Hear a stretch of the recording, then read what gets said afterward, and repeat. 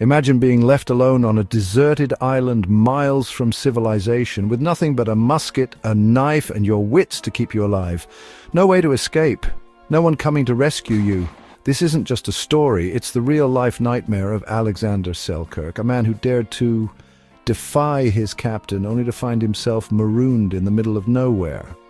What happened next would not only test his limits of survival, but inspire one of the most legendary adventure stories of all time. This is not fiction, this is history.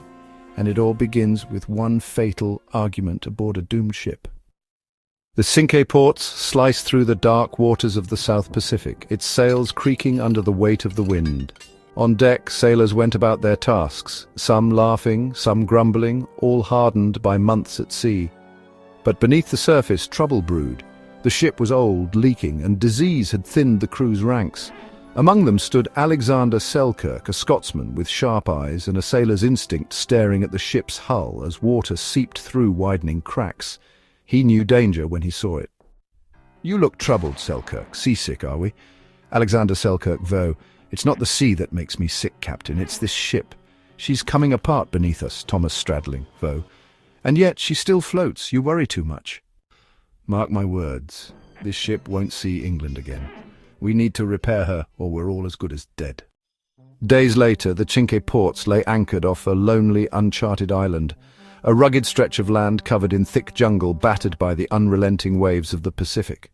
The men were eager for a break, hauling barrels ashore, stretching their legs and breathing in air that didn't stink of rot and sickness. Selkirk stood at the edge of the beach, looking from the island to the ship, his gut tight with dread. If they set sail again without repairing the vessel, they wouldn't last long. "This ship is a death trap. I'd rather stay here than risk my life on her rotten planks," Thomas Stradling responded. "Very well, stay then." The words hit Selkirk like a cannon blast. He hadn't meant it. He had only wanted to force Stradling to listen, to make him see reason. But now, as hands grabbed his arms and shoved him toward the waiting rowboat, the weight of his mistake crushed him. Selkirk shouted, "Don't leave me here!" No one looked back. The Cinque Ports hoisted its sails, gliding away until it was nothing more than a shadow on the horizon. Selkirk stood frozen, heart pounding, waves lapping at his legs. Then silence. He was alone. The days that followed were cruel. Selkirk, now marooned on an unforgiving island with no company but the crashing surf and his own regrets, survived on instinct alone. He built a crude shelter on the beach, living off lobsters until he discovered they gave him the runs. With nothing but a musket, a knife, a pot, and a tattered Bible, his once sharp confidence began to erode. At night, the island came alive with the sounds of mating sea lions, an orchestra of groans and bellows that filled the darkness. Even that wild primal noise failed to break his growing despair. But Selkirk wasn't the kind of man to lie down and rot. Driven by something deeper than fear, he moved inland. There, among the pepper trees, things began to change. He constructed 2 huts, one to sleep, one to cook, and learned to live off the land.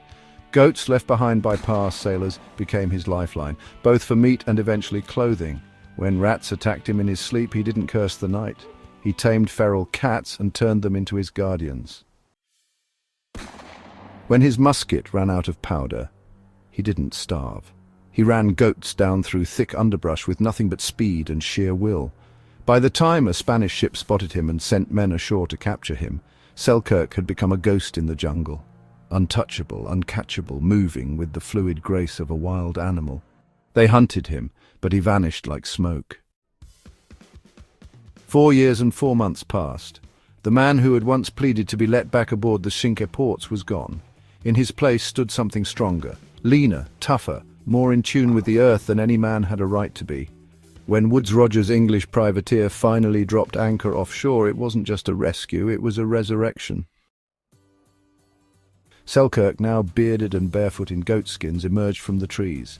Rogers later said that whatever language Selkirk spoke at first, only God, or possibly a goat, could understand.